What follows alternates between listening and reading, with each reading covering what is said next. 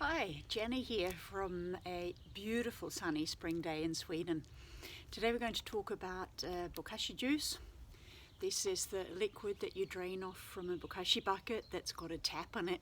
Varies in colour. This is a reasonably typical baby shit brown colour, I would say. If you have a lot of beetroot, it'll be red. The colour can vary. The nutrients in here vary, of course, too, depending on what food you put into your bokashi bucket. But generally it's quite a good boost for almost every type of plants that you have in your garden, indoors and outside. We've tested with everything we can think of over the last 10, 13, 14 years. And there's just one flower, Ängletrumpeta in Swedish, angel trumpets maybe, that doesn't seem to respond to it especially well, but basically you can assume everything does. So this liquid is quite strong and it's also quite acidic, which means that you need to dilute it so it spreads well across the plants and that the nutrients are dispersed and so that it's not too acidic for them. The acidity is balanced out after a week or so, so it's not like it's going to damage your plants in any way. It makes no difference if you have acid-loving plants or not. It's just treat it like a normal liquid fertiliser and use it in whatever way you normally would with a liquid fertiliser. You know, maybe once a week in the growing season or twice a week or not at all during the autumn. Just work it out. Try it and see. You'll figure it out quite quickly. This liquid stinks. We all know that. I keep it in a closed bottle like this. It stops too much air getting into the liquid, which is a good thing. If you leave it open, you have to use it very quickly.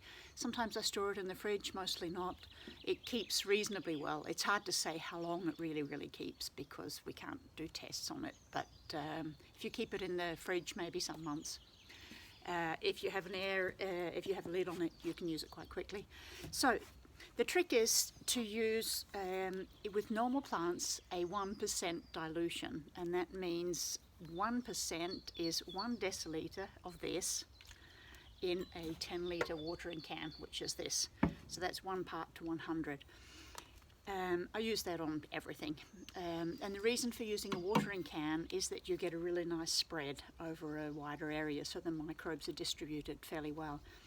If you have small plants like these little mini salad plants that you can see here, lettuce plants, and this is, you know, where they're coming from, the babies.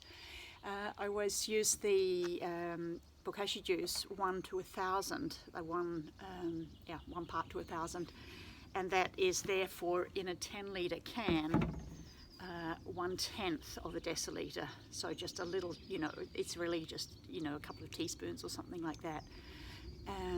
Partly because the new plants are just sensitive and you just don't want to get the acidic nutrients onto them, and you also have to be a little bit careful that they don't need too many nutrients right in the beginning when they're small. So that's what I do. We can talk more about different places that we use the bokashi liquid later, but this was just a starter. 1 to 100 is your standard go-to, 1%, and 1 to 1,000 for the really little guys like this.